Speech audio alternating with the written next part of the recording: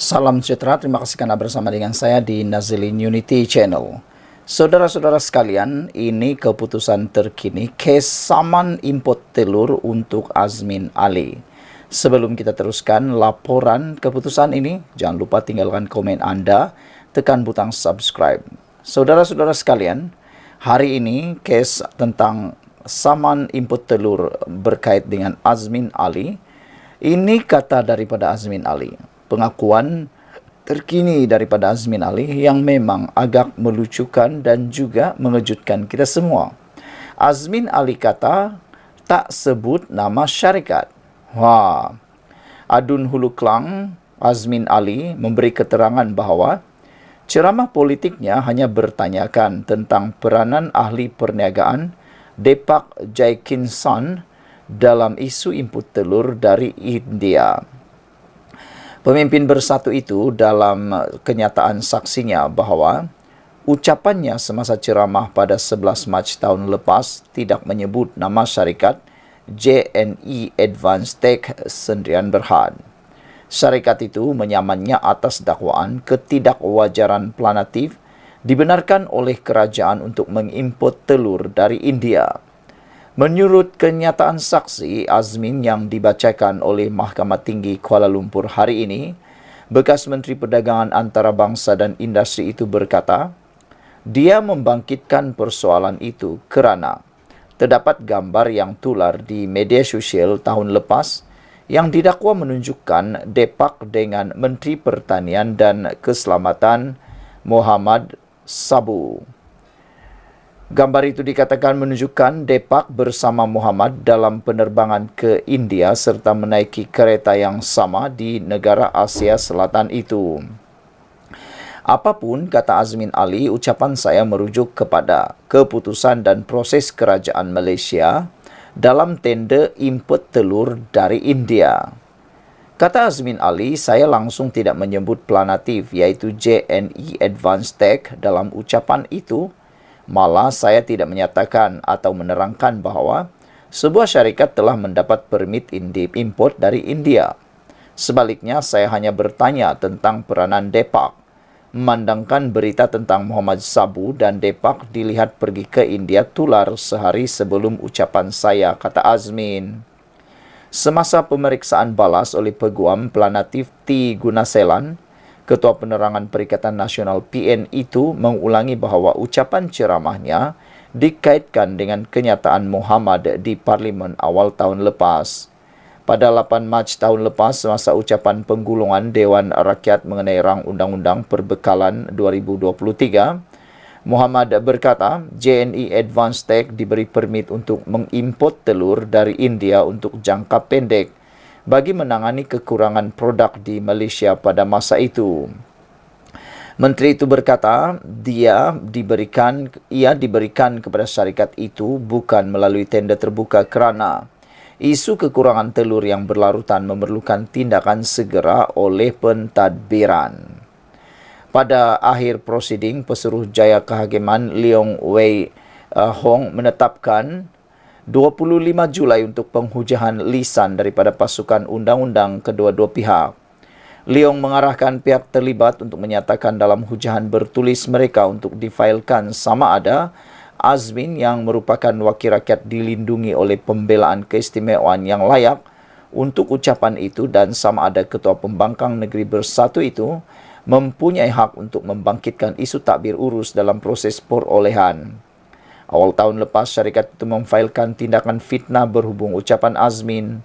Dalam pernyataan pembelaannya, Azmin menafikan cuba memfitnah syarikat pengimport telur itu dengan menyatakan bahawa dia hanya mempersoalkan janji pentadbiran Anwar Ibrahim untuk tender terbuka untuk semua perolehan kerajaan. Defendant menyatakan bahawa ucapannya tidak pernah menyebut nama syarikat dan merujuk terus kepada kerajaan dan Deepak. Dalam jawapan syarikat itu yang difailkan pada 11 Ogos tahun lepas, Planatif membalas bahawa kenyataan Azmin adalah memfitnah pada awal ucapannya dan pada bahagian kemudiannya kerana ia membuat dakwaan bahawa pihak tertentu terlibat dalam penyelewengan yang dalam fikiran mana-mana pendengar secara tidak langsung akan merujuk kepada syarikat itu. JNE Advanced Tech berkata walaupun ucapan Azmin tidak menamakannya, syarikat itu menegaskan bahwa adalah menjadi pengetahuan umum bahwa Planatif adalah pengimport tunggal telur dari India selepas Muhammad menyebut namanya di Parlimen pada 8 Mac tahun lepas. Melalui tindakan sivil, Planatif menuntut ganti rugi pampasan teruk dan teladan yang tidak dinyatakan. Syarikat itu memohon injuksi untuk menghalang Azmin daripada terus memfitnahnya serta faedah 5% ke atas sebarang jumlah penghakiman yang diberikan, kos atau dan relief lain yang difikirkan sesuai oleh mahkamah.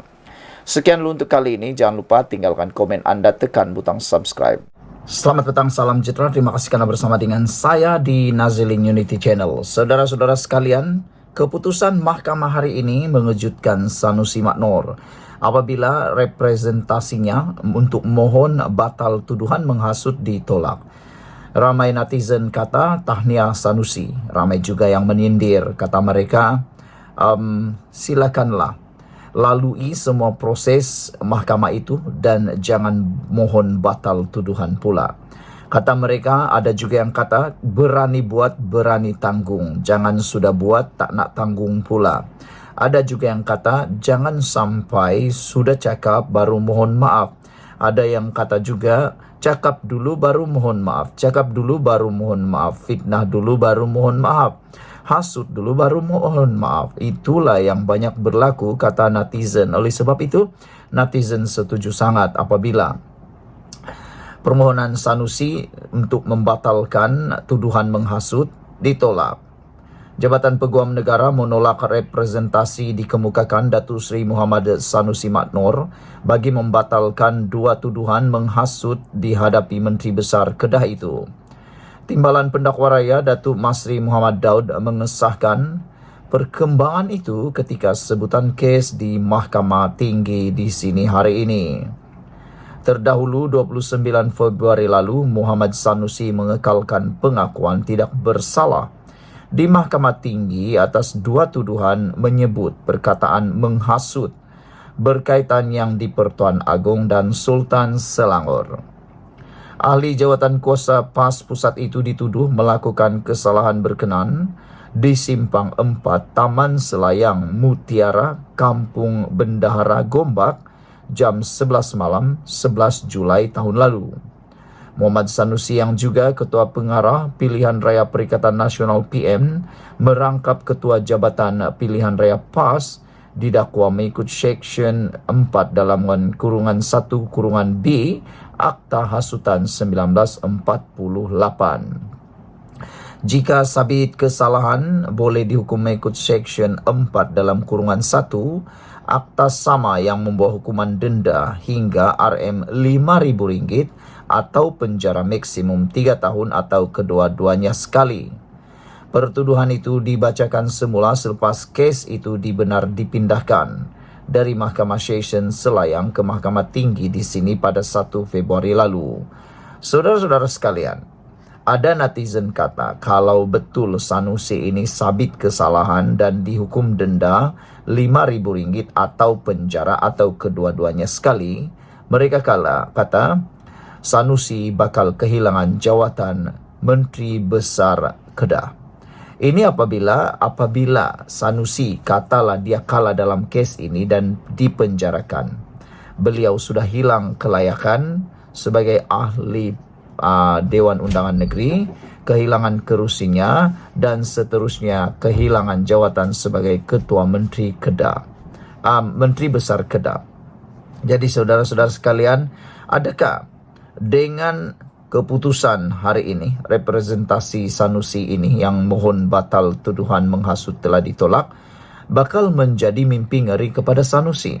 Adakah ini petanda bahawa Sanusi bakal menghadapi perkara yang paling beliau takuti, yaitu terpaksa dipecat atau terpaksa melepaskan jawatan kerana dihadapati kena mungkin akan dipenjarakan atau didenda lebih Rm5.000 atau Rm2.000 kalau didapati bersalah. Saudara, itulah seperti yang saya katakan sebentar tadi, berani buat, berani tanggung, kata netizen. Sekian dulu untuk kali ini, ikuti terus ulasan selepas ini.